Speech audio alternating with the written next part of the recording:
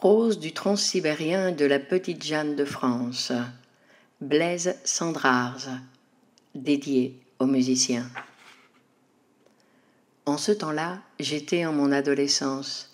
J'avais à peine 16 ans et je ne me souvenais déjà plus de mon enfance. J'étais à 16 000 lieues du lieu de ma naissance. J'étais à Moscou, dans la ville des 1003 clochers et des 7 gares. Et je n'avais pas assez des 7 gares et des 1003 tours, car mon adolescence était alors si ardente et si folle que mon cœur, tour à tour, brûlait comme le temple d'Éphèse ou comme la place rouge de Moscou quand le soleil se couche. Et mes yeux éclairaient des voix anciennes, et j'étais déjà si mauvais poète que je ne savais pas aller jusqu'au bout. Le Kremlin était comme un immense gâteau tartare croustillé d'or, avec les grandes amandes des cathédrales toutes blanches et l'or mielleux des cloches. Un vieux moine me lisait la légende de Novgorod. J'avais soif et je déchiffrais des caractères cunéiformes. Puis tout à coup, les pigeons du Saint-Esprit s'envolaient sur la place et mes mains s'envolaient aussi avec des bruissements d'albatros. Et ceci, c'étaient les dernières réminiscences du jour, du tout dernier voyage et de la mer. Pourtant, j'étais fort mauvais poète. Je ne savais pas aller jusqu'au bout. J'avais faim, et tous les jours, et toutes les femmes dans les cafés et tous les verres, j'aurais voulu les boire et les casser, et toutes les vitrines, et toutes les rues, et toutes les maisons, et toutes les vies, et toutes les roues des fiacres qui tournaient en tourbillon sur les mauvais pavés. J'aurais voulu les plonger dans une fournaise de glaive, et j'aurais voulu broyer tous les os, et arracher toutes les langues, et liquéfier tous ces grands corps étrangers et nus sous les vêtements qui m'affolent. Je pressentais la venue du grand Christ rouge de la Révolution russe, et le soleil était une mauvaise plaie qui s'ouvrait comme un brasier. En ce temps-là, j'étais en mon adolescence, j'avais à peine 16 ans, et je ne me souvenais déjà plus de ma naissance.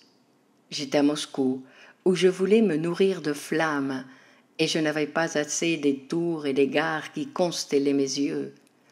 En Sibérie, tonnait le canon, c'était la guerre, la faim, le froid, la peste, le choléra.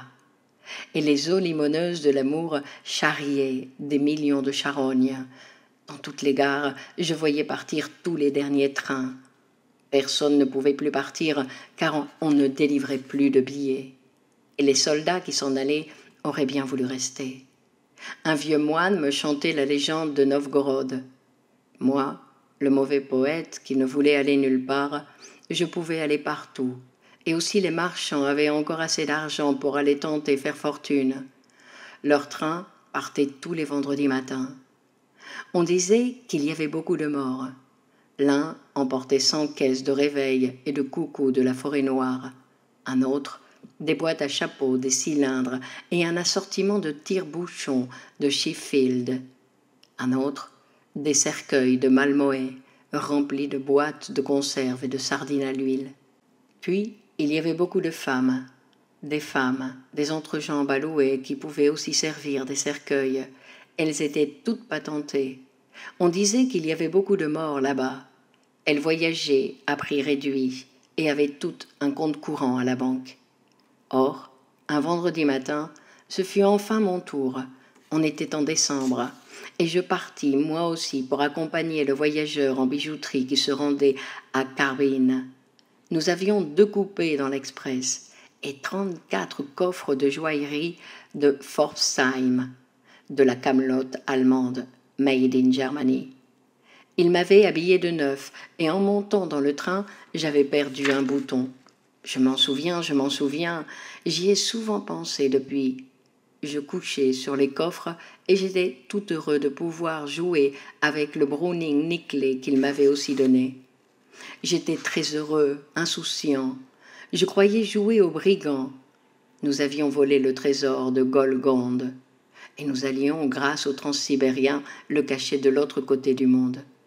Je devais le défendre contre les voleurs de l'Oural qui avaient attaqué les saltimbanques de Jules Verne, contre les knouk-gouz, les boxers de la Chine et les enragés petits mongols du Grand Lama, Ali Baba et les 40 voleurs, et les fidèles du terrible vieux de la montagne, et surtout, contre les plus modernes, les rats d'hôtel et les spécialistes des express internationaux. Et pourtant, j'étais triste comme un enfant. Les rythmes du train, la moelle chemin de fer, les psychiatres américains, le bruit des portes, des voix, des essieux grinçant sur les rails congelés, le ferlin d'or de mon avenir, mon Browning le piano, et les jurons des joueurs de cartes dans le compartiment d'à côté, l'épatante présence de Jeanne, l'homme aux lunettes bleues qui se promenait nerveusement dans le couloir et qui me regardait en passant, froissi de femme, et le sifflement de la vapeur, et le bruit éternel des roues en folie dans les ornières du ciel. Les vitres sont givrées, pas de nature, et derrière, les plaines sibériennes, le ciel bas, et les grandes ombres des taciturnes qui montent et qui descendent. Je suis couché dans un plaid bariolé, comme ma vie, et ma vie ne me tient pas plus chaud que ce châle écossais. Et l'Europe tout entière, aperçue au coupe-vent d'un express à toute vapeur, n'est pas plus riche que ma pauvre vie, ce châle effiloché sur des coffres remplis d'or avec lesquels je roule, que je rêve, que je fume, et la seule flamme de l'univers est une pauvre pensée. Du fond de mon cœur, des larmes me viennent si je pense amour à ma maîtresse. Elle n'est qu'une enfant que je trouvais ainsi pâle, immaculée, au fond d'un bordel. Ce n'est qu'une enfant blonde, rieuse et triste. Elle ne sourit pas et ne pleure jamais. Mais au fond de ses yeux, quand elle vous y laisse boire, tremble un doux lys d'argent, la fleur du poète. Elle est douce et muette, sans aucun reproche, avec un long tressaillement à votre approche, mais quand moi je lui viens de ci, de là, de fait, elle fait un pas, puis ferme les yeux, et fait un pas, car elle est mon amour, et les autres femmes n'ont que des robes d'or sur de grands corps de flamme. Ma pauvre amie est si esselée, elle est toute nue, n'a pas de corps, elle est trop pauvre. Elle n'est qu'une fleur candide, fluette, la fleur du poète, un pauvre lys d'argent, tout froid, tout seul, et déjà si fané que les larmes me viennent si je pense à son cœur. Et cette nuit est pareille à 100 000 autres quand un train siffle dans la nuit, les comètes tombent, et que l'homme et la femme, même jeunes, s'amusent à faire l'amour. Le ciel est comme la tente déchirée d'un cirque pauvre dans un petit village de pêcheurs, en Flandre. Le soleil est un fumeux quinquet, et tout au haut d'un trapèze, une femme fait la lune. La clarinette, le piston, une flûte aigre et un mauvais tambour, et voici mon berceau, mon berceau. Il était toujours près du piano quand ma mère, comme Madame Bovary, jouait les sonates de Beethoven. J'ai passé mon enfance dans les jardins suspendus de Babylone, et l'école buissonnière dans les gares devant les trains en partance. Maintenant, j'ai fait courir tous les trains derrière moi, Bâle, Tombouctou. J'ai aussi joué aux courses à Auteuil et à Longchamp, Paris, New York. Maintenant, j'ai fait courir tous les trains tout le long de ma vie, Madrid, Stockholm, et j'ai perdu tous mes paris. Il n'y a plus que la Patagonie qui convienne à mon immense tristesse. La Patagonie est un voyage dans les mers du Sud. Je suis en route, j'ai toujours été en route. Je suis en route avec la petite Jeanne de France. Le train fait un saut périlleux et retombe sur toutes ses roues.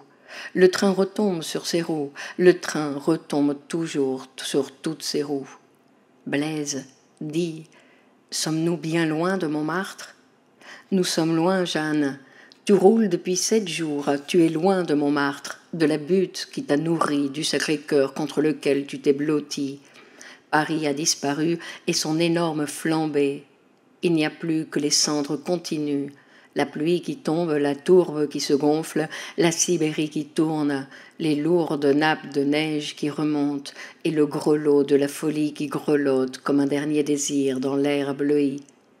Le train palpite au cœur des horizons plombés et ton chagrin ricane.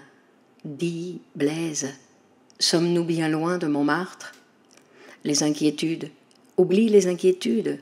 Toutes les gares lézardées, obliques sur la route, les fils télégraphiques auxquels elles pendent, les poteaux grimaçants qui gesticulent et les étranglent, le monde s'étire, s'allonge et se retire comme un accordéon qu'une main sadique tourmente. Dans les déchirures du ciel, les locomotives en furie s'enfuient, et dans les trous, les roues vertigineuses, les bouches, les voix et les chiens du malheur qui aboient à nos trousses, les démons sont déchaînés, ferraille, tout est un faux accord. Le branle, ronde des roues, choc, rebondissement, nous sommes un orage sous le crâne d'un sourd. Dis, Blaise, sommes-nous bien loin de Montmartre?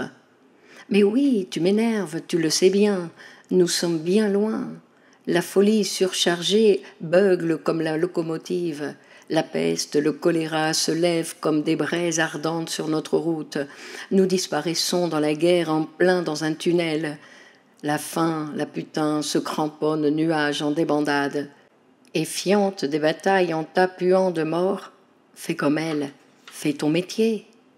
Dis, Blaise, sommes-nous bien loin de Montmartre? Oui, nous le sommes, nous le sommes.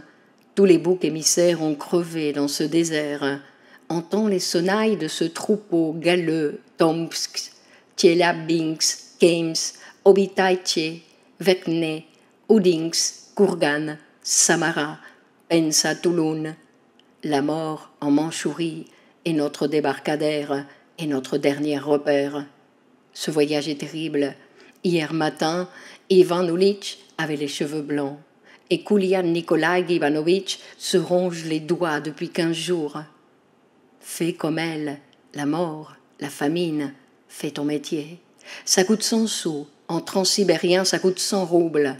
En fièvre, les banquets rougeoient sous la table, le diable est au piano. Ses doigts noueux excitent toutes les femmes, la nature, les gouges, fais ton métier, jusqu'à Carbine. Dis, Blaise, sommes-nous bien loin de Montmartre? Mais non, fiche-moi la paix, laisse-moi tranquille.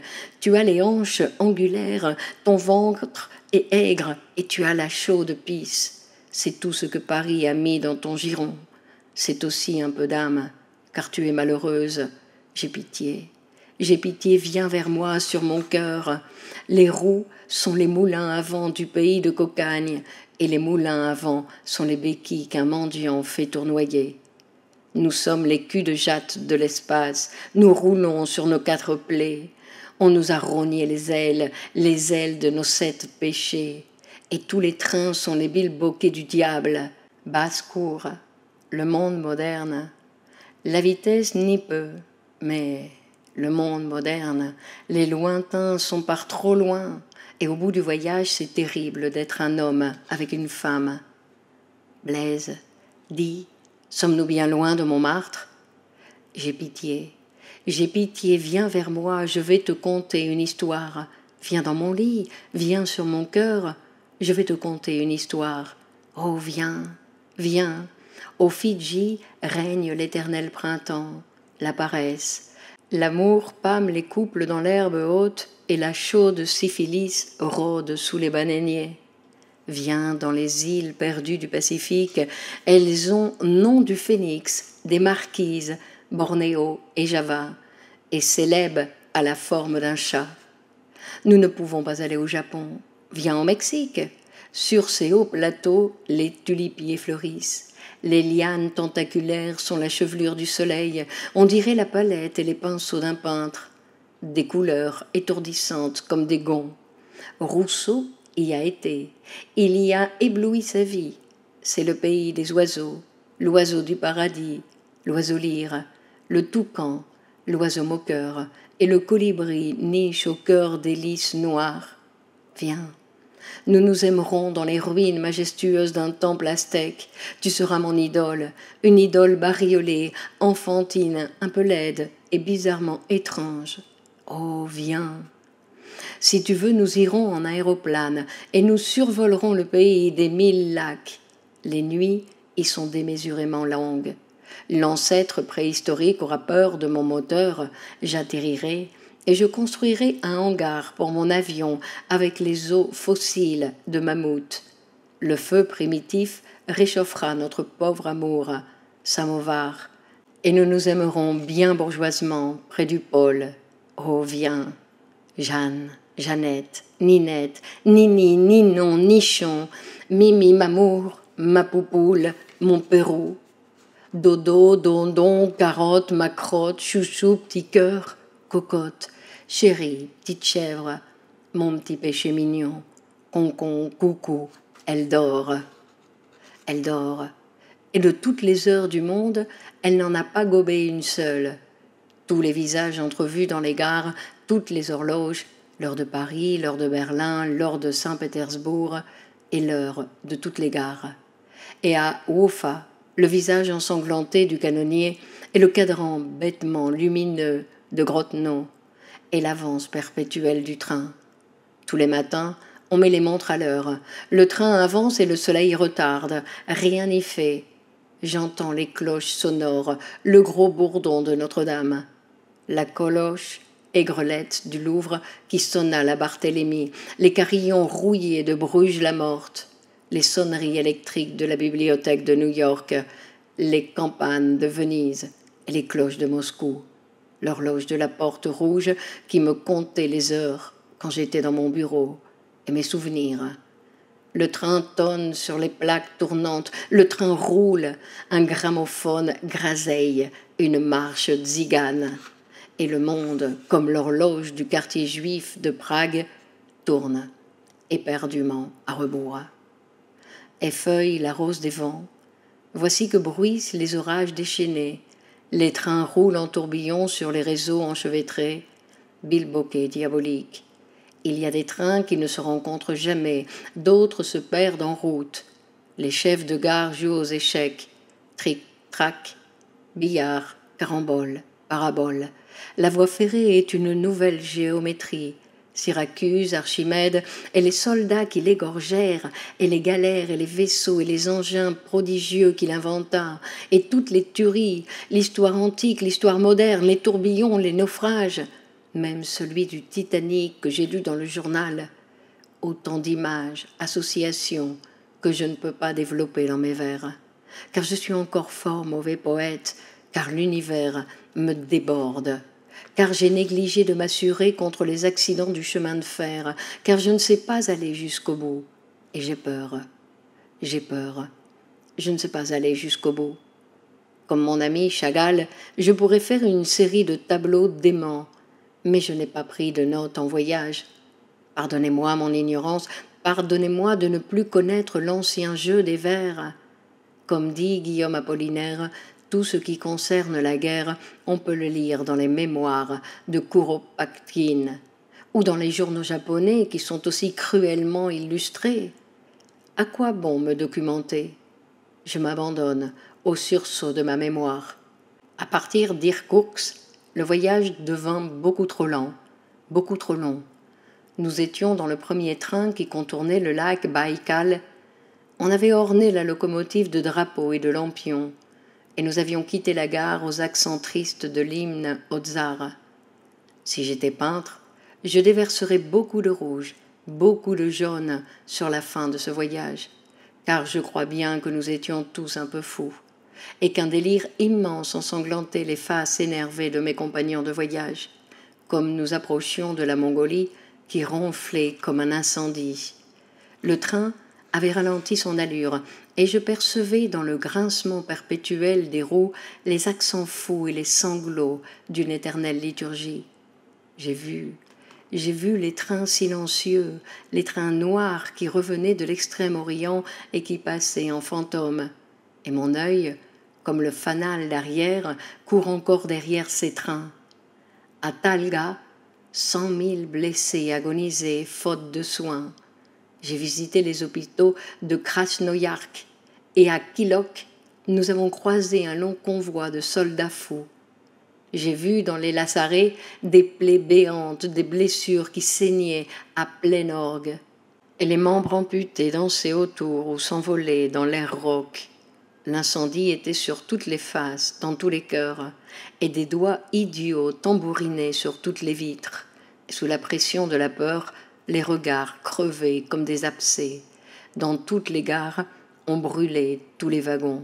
Et j'ai vu de trains de 60 locomotives qui s'enfuyaient à toute vapeur, pourchassés par les horizons en rute, et des bandes de corbeaux qui s'envolaient désespérément après, disparaître dans la direction de Port-Arthur.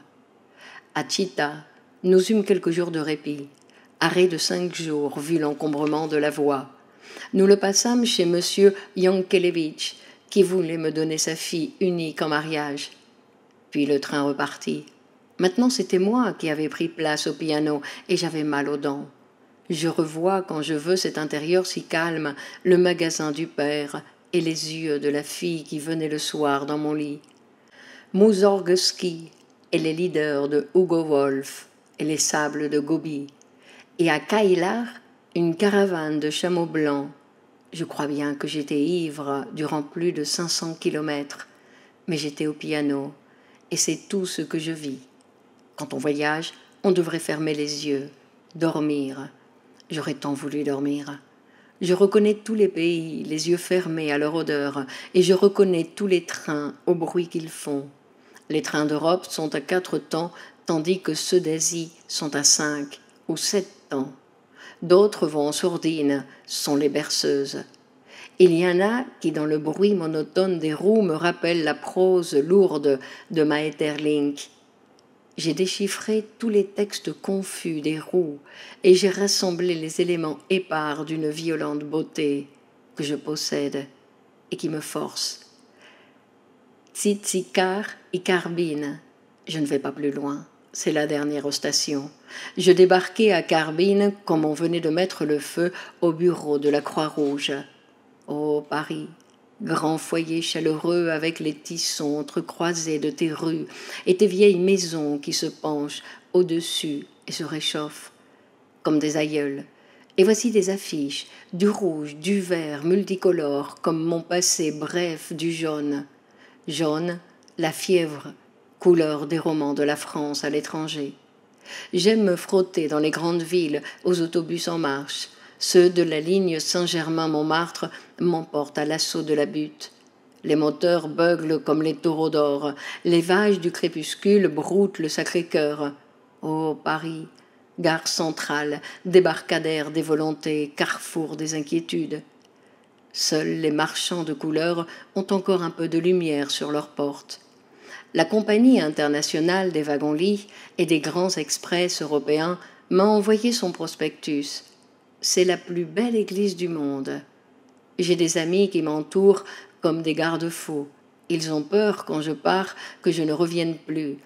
Toutes les femmes que j'ai rencontrées se dressent aux horizons, avec les gestes piteux et le regard triste des sémaphores sous la pluie.